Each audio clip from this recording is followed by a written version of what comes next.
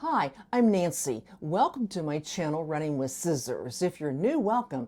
If you're returning, welcome back. In today's video, I decided to make something from my Make 9 list. Stay tuned.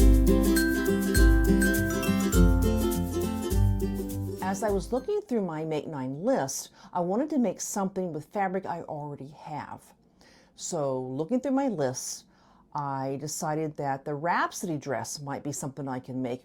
And I found this rayon challis that I already had in my stash. Isn't it pretty? Nice and flowy, make a really pretty blouse, nice and flowy. Well, you know, with the Rhapsody, you can make a blouse, you can make a dress, you can make it flutter sleeves, short sleeves, longer sleeves. I wanted to make the longer sleeves, but I wasn't sure if I have enough fabric to do that. So I'm going to lay it out here in a minute and we'll see, do we have enough fabric to make the longer sleeves? First of all, I want to talk about the pattern. I know a lot of you don't like to get PDF patterns and all the taping and all. What's good about the Love Notions is that you don't have to do any trimming. I just picked a couple out here to show you. There's no trimming involved, and I use double-sided tape to tape it together. So let me just show you. I've got two of these. What you do, see how there's a line right here and there's a line down here? You take the next piece and you basically line it up right to that line. And then I just put some double-sided tape right on this side, because that's the side that's going to go there. And then the pieces that go on the bottom, then you will line them up. Let's just pretend this is a bottom piece. You would line this piece up to that line. I have had PDF patterns before where you had to trim and then tape, and that was just such a pain, but that's what I like about this. There's no trimming, but you just line them up to the line. The double-sided tape works great, and then you cut out your pattern. So this is the sleeve. It's basically it's like the 3/4 sleeve, and I'm hoping I have enough fabric to do that. So what I'm going to do, I'm going to go ahead and lay it out and see if I have enough to make the 3/4 sleeve and not do the short or the flutter. So let me go ahead and lay out the fabric, and I'll lay out the patterns on it, and then I'll come back and show you if I have enough to do the longer sleeve.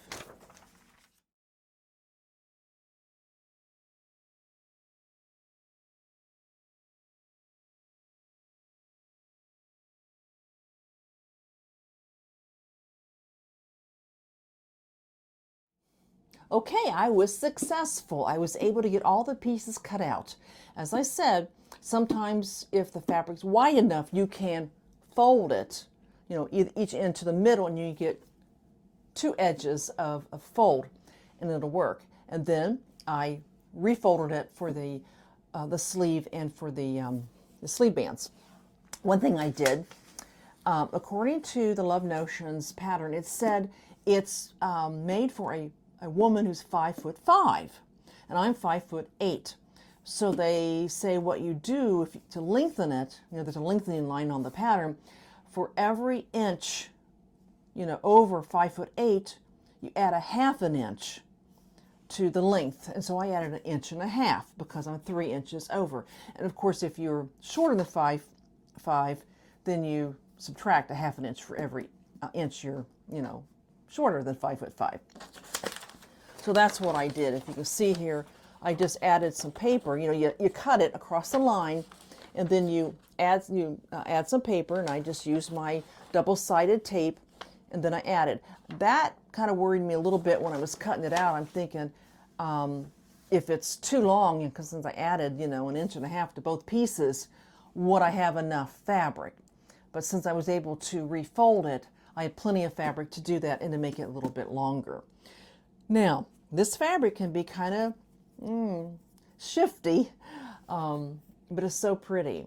One thing I am going to do, I'm going to change the needle on my machine. I'm really bad I don't know about you, about changing your needle very often. You tend to just to sew with the same needle, and then it's not going to be sharp anymore. So I'm definitely going to change my needle because that kind of fabric could snag easily. So I'll get a brand new needle so it'll be nice and sharp. And also, this pattern calls for French seams. I think that's why I didn't make it for so long, because the French seams kind of scared me, but you know what? They're not that bad. Last year, 3 of the Easter dresses I made were satin, and I did French seams on them. And it's just basically doing the seams twice. That's all it is. But the scary thing is we are so ingrained when we sew a seam that you put right side to right side. And when you do the French seams, of course, you start with wrong side to wrong side and then flip it. And it is really hard to do it because you keep thinking, I'm not doing this right. Wrong side to wrong side, that can't be right. But it is, because once you do that and then you turn it over and sew the seam again, you've enclosed the seam.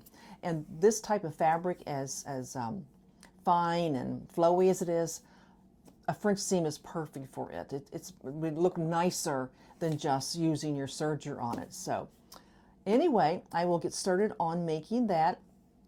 And as I do a little bit of progress, I can bring you in on that. It's not really a tutorial per se, but I do want to show you some of the things I do as I'm making it.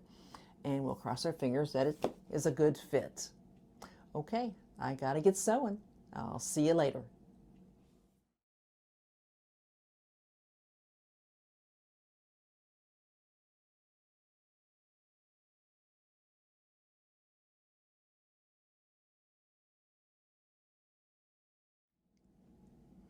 Okay, as I said earlier, I wanted to pick something from my Make 9 with fabric I already had, so I didn't have to go out and buy any.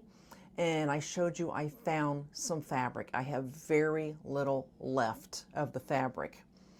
And I also put in pictures of how I folded it.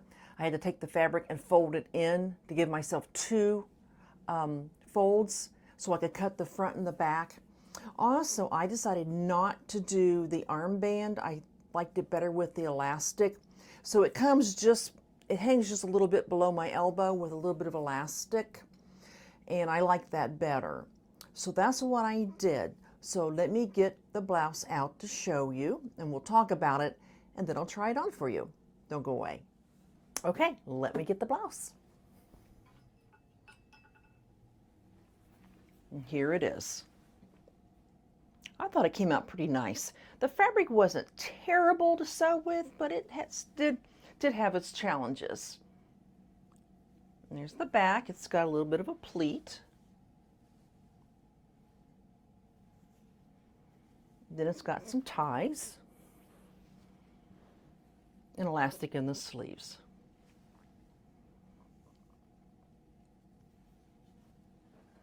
So I'm going to talk to you a little bit about the different things I did for the blouse, maybe some challenges I came up with.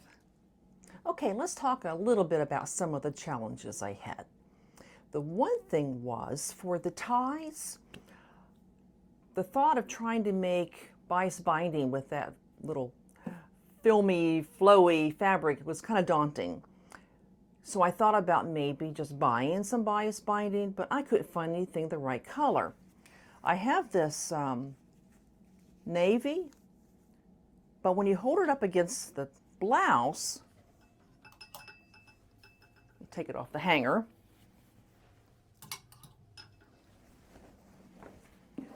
it almost looks black. See what I mean? And I thought, no, not doing that. So I went ahead and made my own bias binding. Now, I use the word bias in the word bias binding pretty loosely because I had so little fabric left after cutting this out that I really couldn't cut it on the bias. I had to just cut strips the best way I could. And so they weren't all on the bias, and maybe none of them were.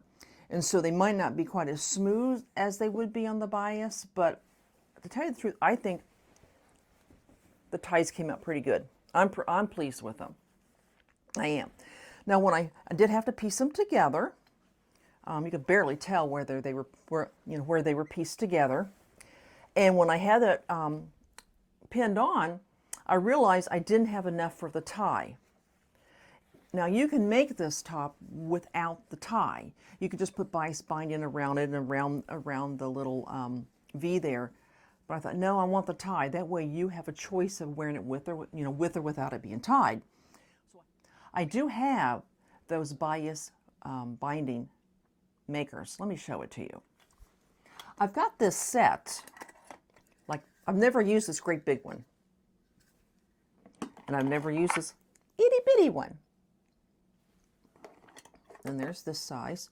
I wrote 1 inch on it because that means that I need to cut inch wide strips. I've got this one, but the one I use the most is this one that says 2 inches on it. I know I need to cut a 2-inch wide strip, and that's what I used on it. If you've never used these things are great, even with a flowy fabric, because when you go to put it in the back, you put it in, and if you can't quite get it in, turn it here, there's a little slit there, and you just take a pin and just pull it through, and it comes through great. These things are great. I love them. So that's what I made my binding with.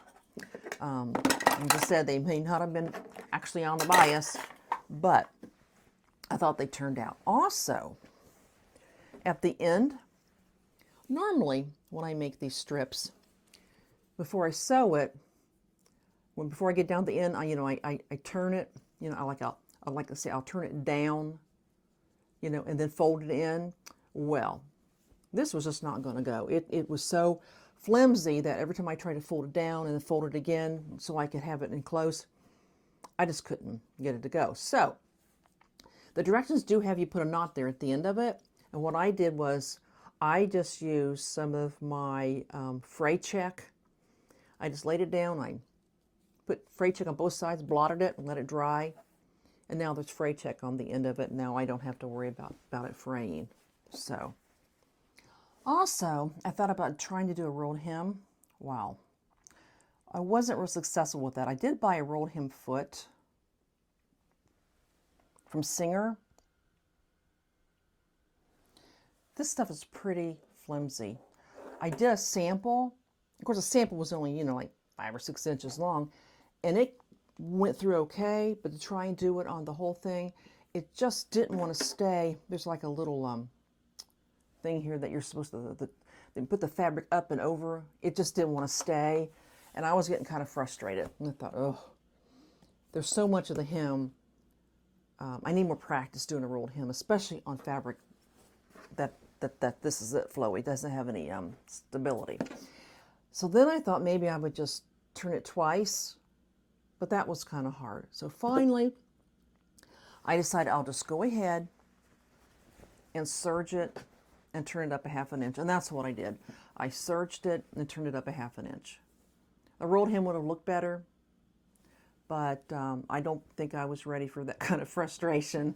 And I will definitely master the rolled hem. But like I said, this fabric, woo-wee, it wasn't easy.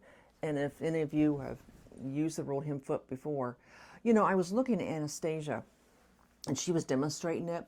And the one that she used, you folded it over twice, and then you'd run it through, and then you didn't have to do any more folding. It would just fold it as it went through the foot.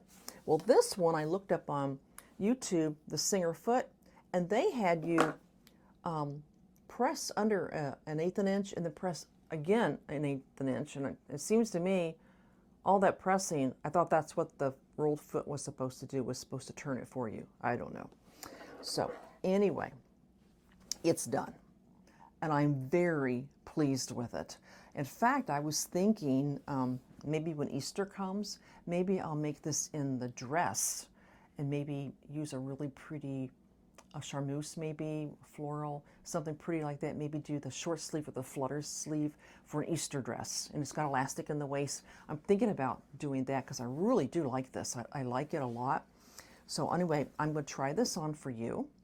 I thought I'd try it on with my jeans first and then try it on with a pair of white pants, because this would be really pretty with white pants, especially in the spring and summer. So let me go ahead and put this on. I'll be right back. Okay, here it is. What do you think? I'm not very good at tying ties. I always want to kind of go crooked. So there it is. Let's just see the back. I do like it. I do like it. I did use a little bit wider elastic than they called for. I just felt that the 1/2 inch elastic was a little more comfortable. And yeah, I really, really do like this. It's nice and flowy, and it's very pretty. I just have this on with my jeans right now, but let me go ahead and try it on with a pair of white pants and let you see the difference. Okay, here they are with some white pants that I made. I made these last summer for my birthday. I really think this really looks pretty with white. What do you think? Also, too, if you want to, you can untie this and just wear it like that. And I don't think it's too low at all, that you could wear it like that. I like that too. That's why I wanted to go ahead and make the extra binding so that I could have it tied or not tied. And I really do like this a lot. I'm pretty pleased with it, with how it turned out. And yeah, it's kind of a tricky fabric sometimes to work with. I wouldn't recommend this fabric for a first-time sewer, but yeah, I do. I like it. I like it a lot. I'm pretty pleased with my first Make 9 make. All right, that's what I have for you. I will be spinning the wheel again soon for my next fabric wheel of fate and looking through my Make 9 to see if there's something else I can make. I may have to buy fabric. As for instance, when I do the swimsuit, I'll have to buy fabric for that. I don't have swimsuit fabric for that. But I'll see what I have in my list, and if I have anything fabric-wise already here, I'll make it. If not, I'll have to go shopping. All right. Well, I hope you enjoyed this video. If you haven't subscribed, I would love it if you would. Ring the notification bell, share it with your friends, and I'll see you next time. Take care. God bless. Goodbye.